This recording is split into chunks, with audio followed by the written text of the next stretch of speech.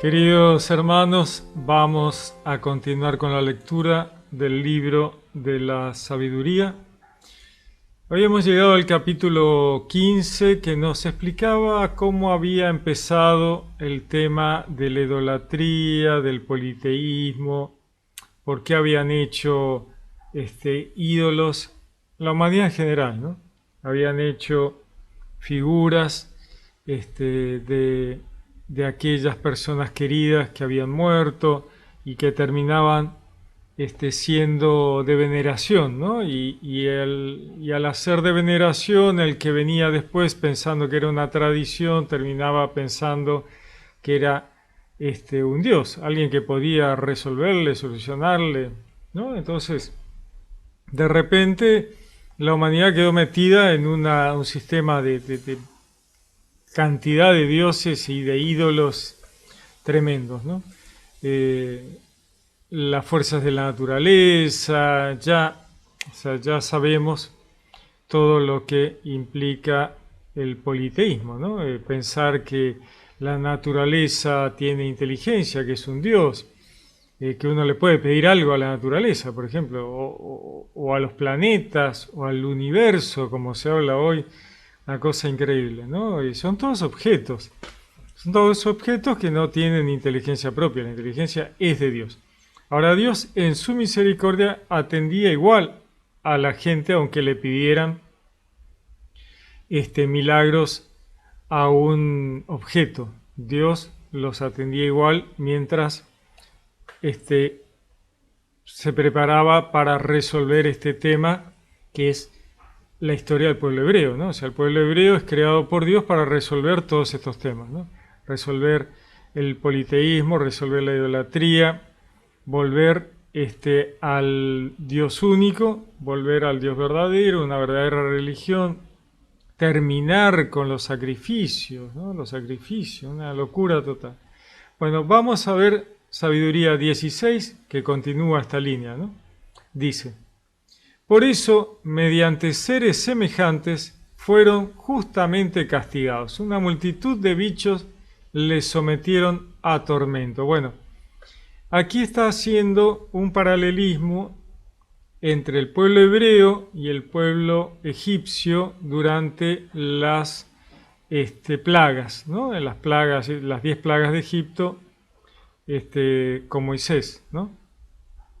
Entonces Dios dice que mediante aquellos bichos que ellos adoraban como dioses, ¿no? El escarabajo, las ranas, los egipcios tenían muchos dioses, animales, ¿no? Y insectos también. Entonces dice, fueron castigados justamente mediante esos bichos, esos seres que ellos creían dioses, ¿no? Dice, una multitud de bichos les sometieron a tormento. En vez de tal castigo, concediste favores a tu pueblo para satisfacer su voraz apetito. Les preparaste como alimento un manjar exquisito, codornices. Veamos un poquito lo que dice, ¿no? O sea, en vez de aquel castigo que se le dio a los egipcios a través de ranas, mosquitos, tábanos, a los hebreos dice, para satisfacer su voraz apetito. Fíjense las palabras que utiliza, ¿no? Voraz apetito, o sea, no hay una buena mirada desde Dios sobre esta necesidad de los hebreos de su queja permanente en el desierto de que el maná no era suficiente y que querían carne a toda costa, ¿no? Entonces, Dios mira desde ahí, desde que no está bueno, ¿no? Dice un voraz apetito. Dice, pero así y todo, Dios en su misericordia le prepara un alimento que es un manjar para ellos, ¿no? Las codornices. Para que aquellos, dice, aún ansiando el alimento por el asqueroso aspecto de los bichos que les enviabas, hasta el apetito natural perdiesen. Le está hablando en este momento de los egipcios, por eso dice, para que aquellos, ¿no? Los egipcios, aún ansiando el alimento por el asqueroso aspecto de los bichos que les enviabas, hasta el apetito natural perdiesen. O sea, ¿quién iba a tener ganas de comer con toda la comida llena de ranas, mosquitos, tábanos, saltamontes, ¿no? O sea, perdían las ganas de comer. Y estos, los hebreos, pasados unas breves privaciones, viniesen a gustar manjares exquisitos.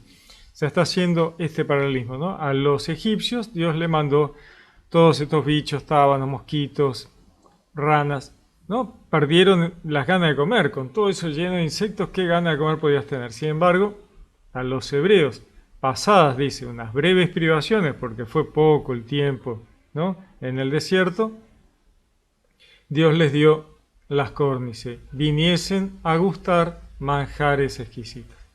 Dice, era razón que aquellos, los opresores, sufrieran un hambre irremediable, ¿no? Era necesario, era imprescindible que los egipcios, los opresores, sufrieran un hambre irremediable, mientras que estos, dice, o sea, los hebreos, bastaba mostrarles las clases de tormento que sus enemigos padecían. O sea, Dios les está diciendo, miren lo que les pasa a los egipcios, ¿no? O sea, eso nos está diciendo, ¿no? Les mostraba a los hebreos, a quienes no le pasaban las cosas que le pasaban a los egipcios, decían, miren lo que les está pasando a los egipcios, ¿no? Dice, mientras a estos bastaba mostrarles la clase de tormento que sus enemigos padecían, como para que pensaran un poquito en obrar mejor para no pasar por ese tipo de cosas, ¿no? Los egipcios habían obrado extremadamente mal, ¿no? Sacrificios humanos, oprimían a los extranjeros, cosas terribles, y Dios le estaba mostrando en los egipcios lo que les vendría si obraban de esa manera, ¿no? Dice, incluso cuando cayó sobre ellos la ira terrible de animales feroces, cuando por mordeduras de sinuosas serpientes perecían, no persistió tu cólera hasta el fin. Ahora nos recuerda el momento en el desierto en que las serpientes picaban a los hebreos, y que Dios le manda a Moisés a hacer una serpiente en un mástil, ¿no? Entonces, incluso, ¿no? Hasta cuando cayó sobre ellos la ira terrible de animales feroces, las serpientes, cuando por mordedura de sinuosas serpientes perecían, no persistió tu cólera hasta el fin. Como advertencia, se vieron atribulados por breve tiempo, pues tenían una señal de salvación como recuerdo del mandamiento de tu ley. Y el que a ella se volvía se salvaba, no por lo que contemplaba, dice, sino por ti, Salvador de todos. Bueno, veamos un poquito esto, ¿no? O sea, Dios les envía la serpiente les pican. ¿Cuál es el sentido de esto? Bueno, que ellos tomaran conciencia, pues ya se habían olvidado de que la culpa de sus problemas, de sus tribulaciones y de sus malos actos estaba en el enemigo, en la serpiente, que ellos debían recordar el relato del Edén para acordarse que el culpable de todo era la serpiente, el enemigo, el engañador, ¿no?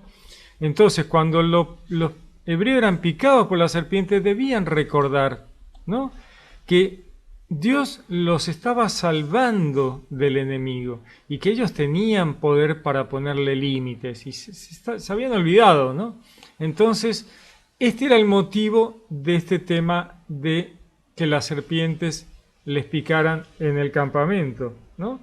Entonces, Dios le manda a poner a Moisés una serpiente en un mástil para que ellos miraran la serpiente. Pero dice, ¿no? Y el que aquella se volvía, se salvaba. No porque la contemplaba, ¿no? O sea, no era una cuestión mágica, que con mirar la serpiente en el mástil, la magia lo salvaba. Sino porque Dios obraba a aquel que se daba cuenta de cuál era la situación. Al mirar, recordar el Edén, entender que ese era el enemigo, Dios lo salvaba y lo curaba, ¿no? Dice, si no por ti, salvador de todos. Dios curaba a la persona cuando se daba cuenta y comprendía que ese era el motivo de la perdición, y de allí viene cuando Jesús dice, ¿no? Cuando Él sea elevado, todos van a ser arrastrados con Él. Justamente es el paralelo, ¿no? El espejo contrario. O sea, al levantar el mástil con la serpiente, el que miraba a la serpiente recordaba que el culpable de la tribulación humana era el enemigo. Sin embargo, al ver la cruz de Cristo levantarse, la humanidad iba a comprender que la salvación y la liberación venía por Jesús, el Cordero de Dios que quita el pecado del mundo. El espejo, la contraposición. Dice, de este modo convenciste a nuestros enemigos de que tú eres el que libras de todo mal. A ellos picaduras de langostas y moscas los mataban. Y bien merecidas que bichos tales los castigasen, sin que remedio hallaran para su vida. Dice, ¿no? A tus hijos, en cambio, ni dientes de serpientes venenosas los vencieron, pues vino tu misericordia en su socorro y los sanó, ¿no? El contraste, ¿no? A ellos, a los egipcios, ¿no? Picaduras de langostas y moscas los mataban, ¿no? Dice, y bien merecían que bichos tales los castigasen, porque ellos los tenían por dioses, sin que remedio hallaran para su vida, ¿no? A tus hijos, en cambio, habla de los hebreos, ni dientes de serpientes venenosas los vencieron, pues vino tu misericordia en su socorro y los sanó. Las mordeduras, dice, pronto curadas, les recordaban tus preceptos, no fuera que, cayendo en profundo olvido, se vieran excluidos de tu libertad, ¿no? Las mordeduras, pronto curadas, tenían que hacerles recordar de la ley de Dios, de el Edén, de los preceptos, ¿no? El poder ponerle límite al enemigo y toda la ley mosaica de cómo obrar, de cómo hacer esto, cómo ser bueno, el amor al prójimo, ¿no?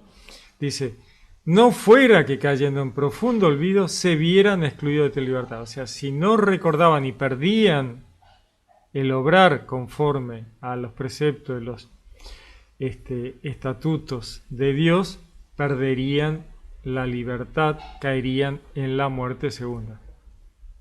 Dice, ni los curó hierba ni emplasto alguno, sino tu palabra, Señor, que todo lo sana. Está diciendo, recordando que no fue ningún medicamento, sino simplemente la palabra de Dios. Pues tú tienes el poder sobre la vida y sobre la muerte. Haces bajar a las puertas del Hades y de allí subir. El hombre, en cambio, puede matar por su maldad, pero no hacer tornar el espíritu que se fue, ni liberar al alma ya cogida en el Hades, ¿no? El Hades es el lugar donde van las almas de los muertos, ¿no? Podemos decir hoy el purgatorio, ¿no? Dice, tú tienes el poder sobre la vida y sobre la muerte. Haces bajar a las puertas del Hades y de allí subir. Solo Dios puede liberar las almas del purgatorio para poder ir al reino de los cielos, la vida eterna, ¿eh? Ningún hombre puede hacer eso. El hombre puede matar con su maldad, dice, o sea, la muerte primera y hacer tropezar tanto a otros que terminen en la muerte segunda, pero no va a poder salvar las almas, ¿no? Sacarlas, volver a la vida a la gente o liberar del Hades, ¿no? Dice, es imposible escapar de tu mano, ¿no? O sea, si Dios toma una decisión, no hay forma de salir de allí. Obviamente que Dios es misericordioso, entonces si uno obra correctamente no hay un destino fijado, ¿no? Y lo vemos con la negociación de Dios y Abraham, por ejemplo, ¿no? Vengo a destruir Sodoma porque, no, bueno, pero si no hay 50 y hay 30, bueno, si hay 30, bueno, y si no hay 30 y hay 20, bueno, si hay 20, y si no hay 20 y hay 10, bueno. O sea, que Dios está abierto a la intervención de los santos, ¿no? La intercesión de los santos por otros, ¿no? O sea, uno puede interceder por otros pidiéndole a Dios. Y Dios escucha la intercesión de los santos. Dice, los impíos que rehusaban conocerte fueron fustigados por la fuerza de tu brazo. Lluvias insólitas, granizadas, aguaceros implacables los persiguieron y el fuego los devoró. Está hablando de las plagas de Egipto. Y lo más extraño, dice, era que con el agua que todo lo apaga, el fuego cobraba una violencia mayor. El universo, en efecto, combate en favor de los justos. Acá nos dice que las fuerzas, las mecánicas de la física, de la química, no funcionaron en ese momento en Egipto, ¿no? Fuego y agua funcionaban juntas y destruyeron las cosas de los egipcios para que ellos vieran que todo estaba bajo el control de Dios. Nos dice, las llamas unas veces se amansaban para no consumir a los animales enviados contra los impíos y darles a entender por lo que veían que el juicio de Dios les hostigaba. Por otras, aún en medio de las aguas, abrazaban con fuerza superior a la del fuego para destruir las cosechas de una tierra inicua. Estas cosas que uno cuando lee las plagas de Egipto no sabemos estos detalles, ¿no?, que nos está dando ahora el libro de la sabiduría, ¿no? Es interesante porque nos aporta una información que no teníamos al leer la parte de la Biblia donde se habla de las plagas, ¿no?, en la salida de Egipto. Dice, a tu pueblo por el contrario le alimentaste con manjar de ángeles, le suministraste sin cesar desde el cielo un pan ya preparado que podía brindar todas las delicias y satisfacer todos los gustos.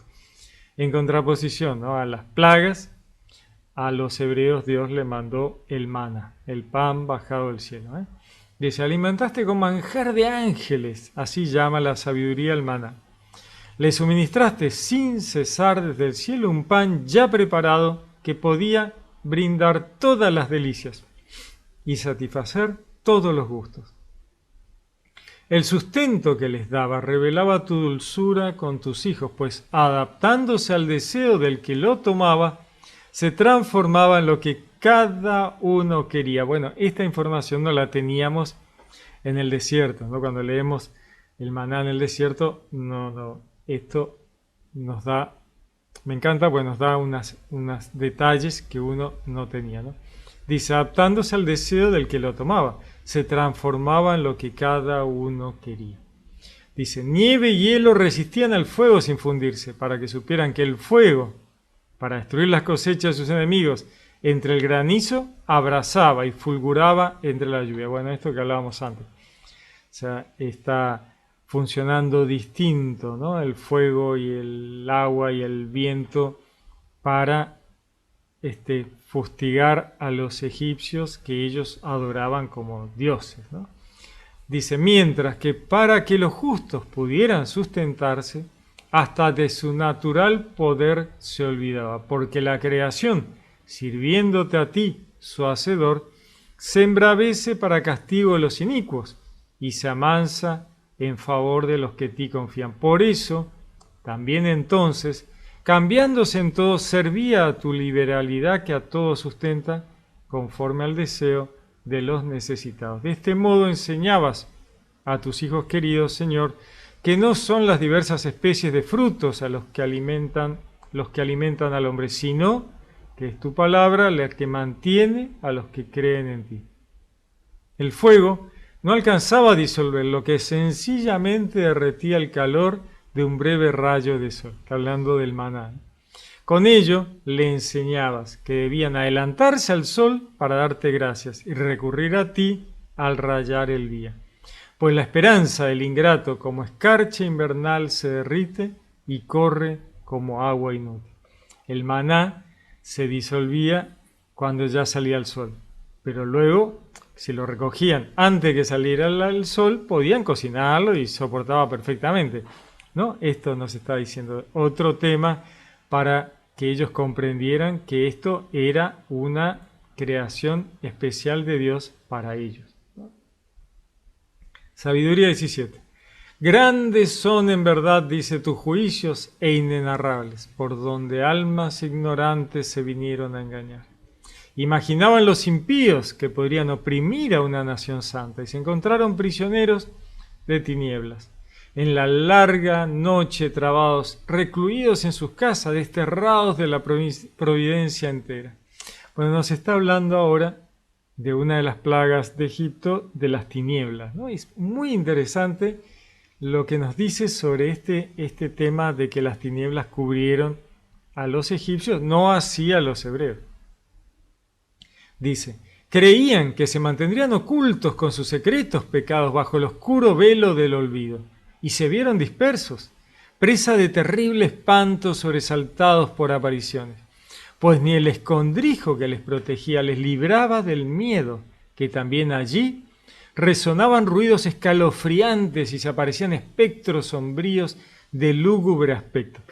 Esta información es impresionante, ¿no? O sea, no era simplemente, uy, no veo nada, me quedo quieto y espero a que pase la oscuridad que Dios había mandado sobre los egipcios, sino que ellos, con tantos pecados y maldades pendientes, vivieron ese tiempo de oscuridad absolutamente aterrorizados, ¿no? Los egipcios estaban aterrorizados de las maldades que habían hecho y en cada ruido que escuchaban veían algo espantoso que podía acecharlos. Muy interesante. Dice, no había fuego intenso capaz de alumbrarle, ni las brillantes llamas de las estrellas alcanzaban a esclarecer aquella odiosa noche. Tan solo una llamarada por sí misma encendida se dejaba entrever sembrando el terror, pues en su espanto, al desaparecer la visión, imaginaban más horrible aún lo que acababan de ver. Los artificios de la magia resultaron ineficaces. Con gran afrenta quedó refutado su pretendido saber. Los egipcios trataban de hacer magias, sortilegio y todo tipo de cosas para sacar la oscuridad en la que estaban envueltos y no pasaba nada, ¿no? La oscuridad se mantenía. Dice, pues los que prometían expulsar miedos y sobresaltos de las almas enloquecidas, enloquecían ellos mismos con ridículos temores. Los magos, ¿no? Todos los hechiceros de Egipto se enloquecían aún más porque ellos más temían a lo que pensaban que estaba en las tinieblas, porque ellos habían vivido vidas ocultos en las tinieblas, penetrando en la oscuridad y buscando algo en el abismo. Y ahora tenían el abismo alrededor de ellos, la oscuridad absoluta, y pensaban que toda esa maldad les iba a caer encima, y vivieron ese tiempo aterrorizados. Incluso cuando otro espanto no les atemorizara, sobresaltados por el paso de los bichos y el silbido de los reptiles, se morían de miedo y rehusaban mirar aquel aire que de ninguna manera podían evitar. Cobarde es en efecto la maldad, y ella a sí misma se condena. Acosada por la conciencia, imagina siempre lo peor, pues no es otra cosa el miedo, sino el abandono del apoyo que presta la reflexión. Y cuanto menos se cuenta con los recursos interiores, tanto mayor parece la desconocida causa que produce el tormento. ¿No? O sea, cuanto más solo crees estar, que no tenés el apoyo de Dios, y cuanto menos razón tiene aquello que te da miedo, bueno, peor es el tormento, peor es el terror, ¿no? Durante aquella noche verdaderamente inerte, surgida de las profundidades del inerte Hades, en un mismo sueño sepultados, al invadirles un miedo repentino e inesperado, se vieron, de un lado, perseguidos de espectrales apariciones, y de otro, paralizados por el abandono de su alma. O sea, una noche terrorífica para los egipcios, ¿no? No era solo oscuridad, no era solo decir, bueno, ¿sabe qué? Dormimos, nos acostamos, quedamos quietos y esperamos a que esto pase. No, ellos habían hecho tantas cosas espantosas que veían cosas horribles en esa oscuridad y tenían terror en esas sombras, en ese abismo, en esa, ¿no?, noche eterna que duró muy poquito tiempo, pero para ellos fue terrible. Dice, de este modo cualquiera que en tal situación cayera quedaba encarcelado, encerrado en aquella prisión sin hierros, ya fuera labrador o pastor, o bien un obrero dedicado en la soledad de su trabajo. Sorprendido, soportaba la ineludible necesidad, atados todos como estaban por una misma cadena de tinieblas. El silbido del viento, el melodioso canto de las aves en la enramada, el ruido regulado del agua que corría impetuosa, el horrísimo fragor de rocas que caían de las alturas, la invisible carrera de animales que saltando pasaban, el rugido de las fieras más salvajes, el eco que devolvían las oquedades de la montaña, todo les aterrorizaba y les dejaba paralizados. Tremendo, ¿no? Porque dice el silbido del viento, el melodioso canto de las aves, ¿no? El ruido del agua que corría, todo los aterrorizaba. Estaba entonces el mundo entero iluminado de luz esplendorosa y sin traba alguna se ocupaba en sus quehaceres. O sea, el mundo seguía con luz normal, los hebreos tenían luz, ellos no la tenían, ¿no? Dice, solo sobre ellos se extendía pesada noche, imagen de las tinieblas que les esperaban recibir, aunque ellos asimismo serán más pesados que las tinieblas, ¿no? Le está diciendo el texto que era imagen de las tinieblas que ellos iban a recibir al morir. O sea, a ese abismo iban, a ese terrible horror de las maldades que habían hecho, ¿no? Allí era a donde iban cuando tuviesen que morir. O sea, Dios les estaba mostrando ¿no? Con anticipación, con antelación, para que ellos recapacitaran, porque Dios lo que busca es que la gente se convierta y recapacite. Así que les hizo una muestrita de allá donde vas después de esto. ¿A dónde vas? A este terrible horror de la oscuridad, ¿no? Lo que estuviste haciendo, donde viviste todo este tiempo, ahí querés seguir estando, ¿no? Todas estas cosas son muy interesantes porque no las vemos al leer las plagas de Egipto, ¿no? Decimos, bueno, les vino la oscuridad, bueno, me voy a dormir y al otro día me levanto y ya está, ya pasó. Bueno, esto es muy interesante, ¿no? El horror de lo que ellos pensaban, veían, creían que estaba ahí en esa oscuridad tremenda, ¿no? Ese tiempito que fue, para ellos fue una eternidad espantosa, ¿no? Muy, muy interesante. Muy bien, vamos a pararnos acá, Sabiduría 17, y continuaremos luego en un nuevo video. Muy interesante el libro de la sabiduría, nos aporta todos unos detalles maravillosos para tener en cuenta al volver a leer las plagas de Egipto. Después de leer esto, la verdad que dan ganas de pegarle una revisadita otra vez a las plagas de Egipto con esta información en mente. Muy bien, les deseo un lindo día, que Dios los bendiga, los saludo con gran afecto, les habló Pablo Castro.